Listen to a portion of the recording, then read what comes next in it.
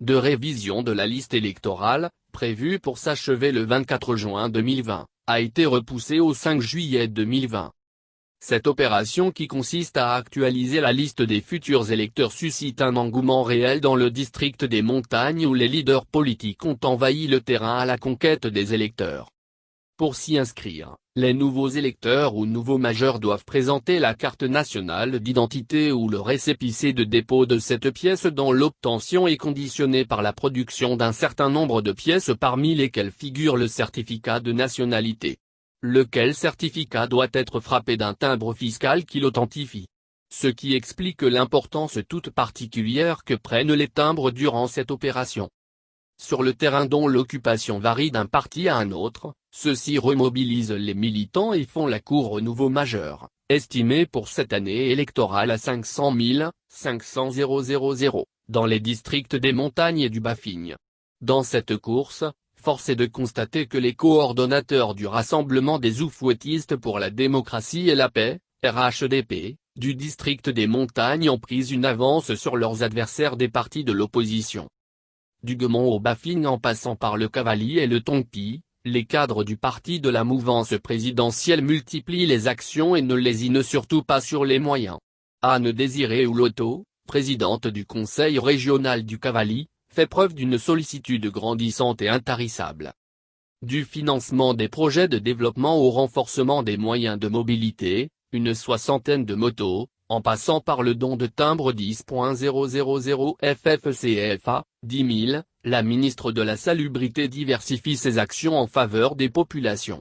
Et sa stratégie est porteuse de fruits car 18 sur les 21 délégations du GPS du Cavally, mouvement politique proche de l'ex-président de l'Assemblée nationale, Guillaume Soro, ont officiellement rejoint les rangs du RHDP le dimanche 21 juin 2020. Dans le Tongpi, les coordonnateurs RHDP sont tout aussi actifs. Depuis le 12 juin 2020, l'équipe locale des cadres du dit parti, conduite par le ministre Sidiki Konaté, a visité les villes de Biancouaman, Logoualé, Man, Danané, Sanguiné et Sipilou, Zouanounia, Benouillé, Maapleu et Bogouiné. Ces visites ponctuées de rencontres d'échanges, de meetings de mobilisation des militants, ont été couronnées par la remise de plus de 20 000 timbres aux pétitionnaires du certificat de nationalité. Dans le Bafing, le coordonnateur Moussa Sanogo opère par la portée de ses actions un véritable quadrillage du terrain. Sidiki Konaté, coordonnateur régional du RHDP Tongpi. Dr. Le ministre auprès du Premier ministre chargé du budget a, outre les milliers de timbres et les mobylettes, offert des véhicules de type 4x4 notamment aux forces de sécurité locales. Dans le Guémont, Célestin Seredo est à la tâche et l'objectif de réussir l'enrôlement de 25 000 jeunes majeurs est presque atteint. Si le RHDP peut être crédité d'une forte domination du terrain dans le district des montagnes durant l'opération de révision de la liste électorale, cette ascendance n'éteint toutefois pas les actions des partis de l'opposition. À la peine certes, ils entreprennent tout de même des actions de mobilisation de leurs militants. Une présence discrète des partis de l'opposition. Les partis de l'opposition sont en effet discrets sur le terrain dans le district des montagnes. Cette discrétion n'est certes pas volontaire mais la conséquence de la modicité de leurs moyens pour des campagnes de mobilisation qui en demandent énormément. Le Front populaire ivoirien, FPI, mène des actions de mobilisation de ses militants dans le Cavally. Mais leurs actions restent très discrètes. Interrogé sur le sujet, un cadre du FPI de la région a avoué sous anonymat cette impuissance en clamant qu'il n'est pas du tout facile d'être dans l'opposition.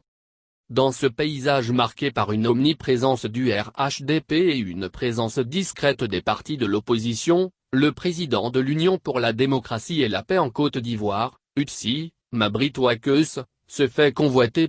Dans ce contexte où les hommes politiques font la cour aux électeurs, Mabry Touakeus se fait paradoxalement désirer. C'est une lapalissade d'affirmer que le président de l'UTSI est en froid avec ses alliés du RHDP. Mais l'homme ne s'est toujours pas prononcé de façon tranchée sur sa décision de candidater à l'élection présidentielle d'octobre 2020 sous la bannière de l'UTSI ou de rejoindre l'opposition ou encore de demeurer au sein du RHDP. En politicien averti, Mabry joue la carte de la prudence, fait du dilatoire et semble vouloir se donner le temps d'apprécier sainement les réalités du moment ou le rapport de force pour se décider. En attendant, il mobilise également sur le terrain du district des Montagnes en maintenant le suspense sur sa décision politique. Ce faisant, il retient l'attention de ses alliés du RHDP comme celle de l'opposition à chacune de ses sorties. Des difficultés partagées.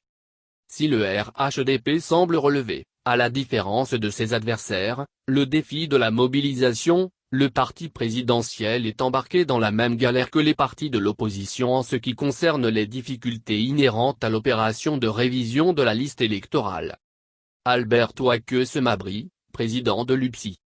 À la veille de la fin de l'opération prévue pour le dimanche 5 juillet 2020, de nombreux militants RHDP du district des Montagnes n'ont pas encore obtenu leur carte d'identité pendant que plusieurs autres n'ont pas du tout entamé la procédure de demande, faute de moyens et en raison surtout de la distance qui les sépare des centres d'enrôlement.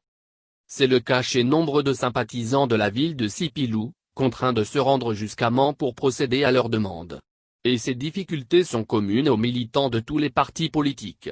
Ce qui explique qu'à l'unanimité, tous les partis sans distinction de bord politique, ont salué le report du délai de l'opération de révision de la liste électorale. Cette semaine de plus a permis aux partis politiques de consolider leurs acquis ou de rattraper leur retard sur le terrain. Les ambitions cachées des émissaires des partis politiques. C'est un constat indéniable que l'opération de révision de la liste électorale suscite une réelle mobilisation dans le district des Montagnes. Et les coordonnateurs des partis politiques occupent le terrain dans le but de mobiliser leurs militants mais aussi d'enrôler officiellement et à court terme de nouveaux militants en vue de l'élection présidentielle d'octobre 2020. Mais au-delà de la présidentielle, ce déferlement des leaders politiques sur le terrain semble être justifié par les visées de ces derniers pour les élections locales qui succéderont à la présidentielle. Ainsi, en préparant la présidentielle, plusieurs coordonnateurs ou délégués des partis politiques préparent leur propre candidature aux élections locales. Ces envoyés en profitent pour s'envoyer eux-mêmes.